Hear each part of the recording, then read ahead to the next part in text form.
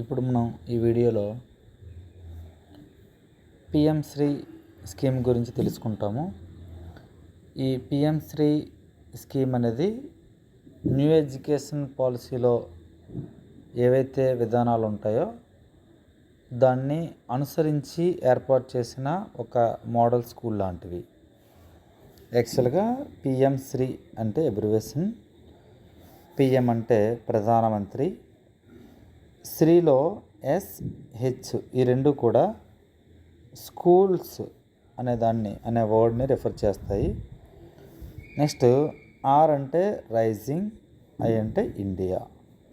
ఓవరాల్గా ప్రధానమంత్రి schools for rising India అంటే ఇండియాని రైజ్ చేయడానికి ఏర్పాటు చేసిన ప్రధానమంత్రి స్కూల్స్ అని దీని యొక్క అర్థం. ఇది పూర్తిగా కేంద్ర ప్రాయోజిత పథకం అంటే సెంట్రల్లీ స్పాన్సర్డ్ స్కీమ్. ఇందులో సెంట్రల్ గవర్నమెంట్ ఎక్కువ మొత్తం ఫండ్స్ని ఇస్తుంది. దానికి మ్యాచింగ్గా రెస్పెక్టివ్ స్టేట్ గవర్నమెంట్స్ కానీ లేదా యూటీస్ కానీ కేటాయించి ఫండ్స్ దేనికైతే ఖర్చు చేయమన్నారో ఆ గైడ్లైన్స్ ఆధారంగా ఖర్చు చేయవలసి ఉంటుంది. ఇక్కడ యూటీస్ అంటే కేంద్రపాలిత ప్రాంతాలు. ఇది న్యూ ఎడ్యుకేషన్ పాలసీని అనుసరించి ఏర్పాటు చేస్తున్న మోడల్ స్కూల్స్. అంటే ఎగ్జిస్టింగ్ స్కూల్స్ ఏవైతే ఉంటాయో అంటే ఆల్రెడీ ఉన్న సెంట్రల్ గవర్నమెంట్ స్కూల్స్ కానీ లేదా స్టేట్ గవర్నమెంట్ స్కూల్స్ కానీ లేదా కేంద్రపాలిత ప్రాంతాల్లో ఉన్న స్కూల్స్ కానీ వాటికి ఎక్స్ట్రా ఇన్ఫ్రాస్ట్రక్చరు లేదా టీచర్ ట్రైనింగు ఇలాంటివన్నీ అనుసరించి ఏర్పాటు చేస్తున్న స్కూల్స్.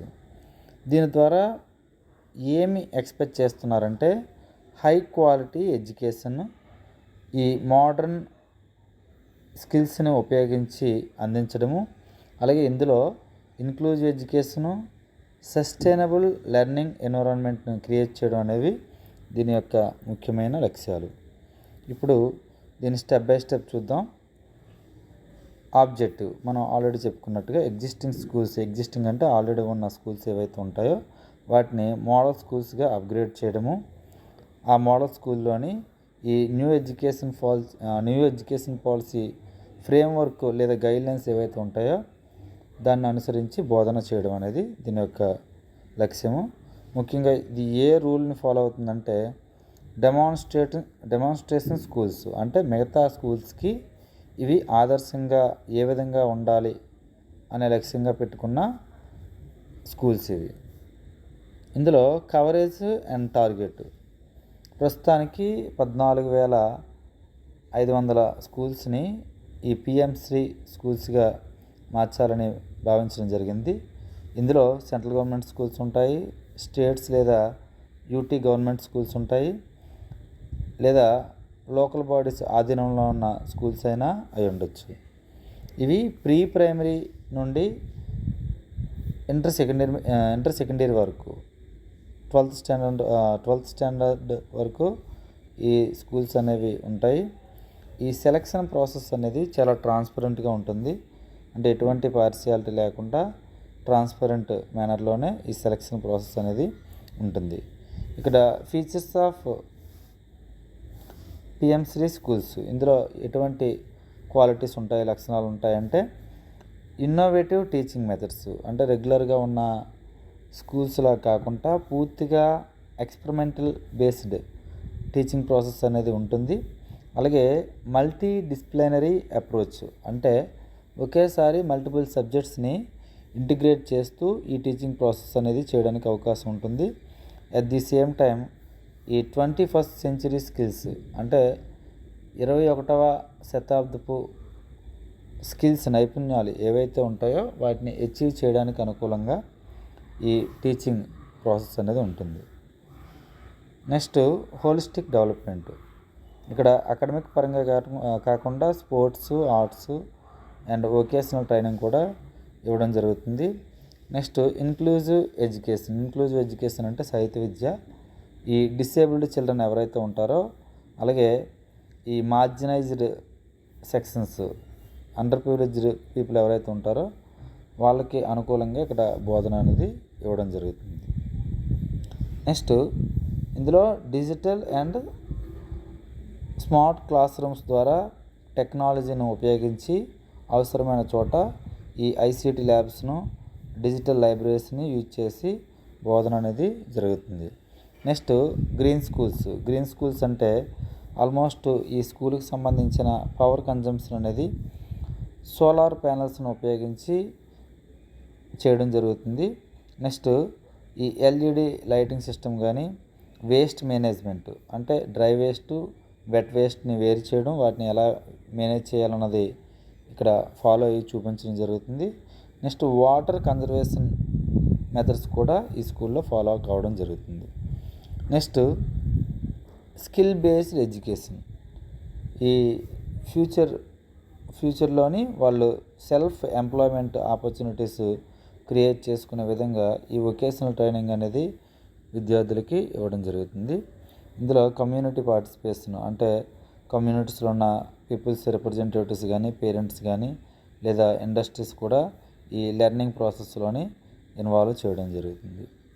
సెలక్షన్ ప్రాసెస్ అనేది ఎలా జరుగుతుందంటే సెల్ఫ్ నామినేటెడ్, అంటే ఏ స్టేట్స్ అయితే ఇందులో ఇన్వాల్వ్ అవ్వాలనుకుంటున్నాయో అవి వాటంతటవే ఆన్లైన్లో రిజిస్టర్ చేసుకోవాల్సి ఉంటుంది. ఈ పిఎంశ్రీ వెబ్సైట్ ద్వారా రిజిస్టర్ చేసుకున్న తర్వాత ఈ అకాడమిక్ పెర్ఫార్మెన్స్లో కానీ ఇన్ఫ్రాస్ట్రక్చర్లో కానీ గవర్నెన్స్లో కానీ వాటికి ఈ స్టాండర్డ్స్ని అచీవ్ చేసే క్వాలిటీస్ ఉంటే దాని ఆధారంగా ఈ ప్రాసెస్ అనేది సెలక్షన్ అనేది జరుగుతుంది. అలా సెలెక్ట్ అయిన తర్వాత రెస్పెక్టివ్ స్టేట్తో కానీ లేదా యూటీస్తోని కేంద్రపాలిత ప్రాంతాలతో కానీ మెమొరాండంని ఏర్పాటు చేయడం జరుగుతుంది. ఆ మెమొరాండం ఆధారంగా సెంట్రల్ గవర్నమెంట్ ఫండ్స్ని రిలీజ్ చేయడం జరుగుతుంది. మరి ఈ ఫండ్స్ షేరింగ్ ఏ విధంగా ఉంటుందంటే సెంట్రల్ గవర్నమెంట్ నార్మల్ స్టేట్స్ అన్నిటికీ కూడా 60% ఫండ్స్ ఇస్తే దానికి మ్యాచింగ్ 40% యాడ్ చేయవలసి ఉంటుంది. అలాగే ఈ స్పెషల్ కేటగిరీ స్టేట్స్ కానీ యూటీస్ అవైతే 90:10 అంటే 90 రూపీస్ సెంట్రల్ గవర్నమెంట్ ఇస్తే రెస్పెక్టివ్ స్టేట్స్ ఓన్లీ 10 రూపీస్ కేటాయిస్తే సరిపోతుంది. ఇలాగే స్పెషల్ కేటగిరీలో ఉన్న స్టేట్స్ ఏవేవంటే మనకి ప్రతి దానిలో ఉన్నట్టుగానే north eastern states, Himalayan states, UTs with no legislature అంటే లెజిస్లేచర్ లేకుండా ఉన్న యూటీస్ ఏవైతే ఉంటాయో వాటికి కూడా ఈ 90:10 రేషియోలో ఫండ్స్ ఇవ్వడం జరుగుతుంది.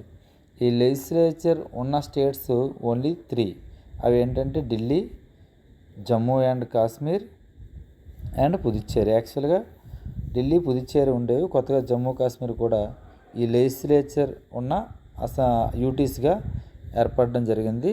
రిమైనింగ్ యూటీస్ అన్నీ కూడా, యూటీస్ అంటే కేంద్రపాలిత ప్రాంతాలు, వాటన్నిటికీ ఈ లెజిస్లేచర్ అసెంబ్లీస్ లేవు కాబట్టి ఈ రేషియోలోనే వాళ్ళకి ఫండ్స్ అనేవి అలాట్ చేయడం జరుగుతుంది. దీని యొక్క టార్గెట్ ఇయర్ యాక్చువల్గా 2022లో దీన్ని లాంచ్ చేయడం జరిగింది. అప్పటి ఫైనాన్షియల్ ఇయర్కి బడ్జెట్లో కేటాయింపులు ఇవ్వడం జరిగింది. అప్పటి నుండి 2027 వరకు ఈ స్కీమ్ అనేది ఫోర్స్లోనే ఉంటుంది. ఈ ఫండ్స్ అనేవి ముఖ్యంగా దేనికి యూజ్ చేయాలంటే infrastructure, teacher training, digital education, అలాగే కరికులం డెవలప్మెంట్ అంటే పాఠ్య ప్రణాళికని అభివృద్ధి చేయడానికి ఈ ఫండ్స్ అనేవి ఉపయోగించాలి. దీనికి మించి వేటికి కూడా ఈ ఫండ్స్ యూజ్ చేయకూడదు.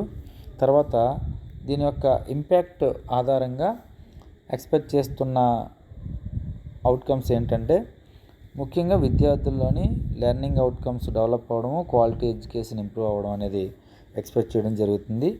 నెక్స్ట్ మోడర్న్ ఎడ్యుకేషన్ ఫెసిలిటీస్ ఏవైతే ఉంటాయో అవన్నీ కూడా ఈ రూరల్లో ఉన్న చిల్డ్రన్కి కానీ లేదా అండర్ ప్రివిలేజ్డ్ ఏరియాస్లో ఉన్న చిల్డ్రన్కి కానీ ఇవి అందుబాటులోకి తీసుకురావడం జరుగుతుందని ఎక్స్పెక్ట్ చేయడం జరుగుతుంది. దీంతో పాటుగా skill based and vocational education అనేది అందించడం ద్వారా ఫ్యూచర్ వర్క్ ఫోర్స్గా అవి ఇక్కడున్న పిల్లల్ని తయారు చేయడానికి ఈ పిఎంశ్రీ స్కూల్స్ అనేవి ఎంతగానో సహకారం అందిస్తాయనేసి దీని ద్వారా ఎక్స్పెక్ట్ చేయడం జరుగుతుంది. ఇది పిఎంశ్రీ స్కూల్ గురించి. Thank you.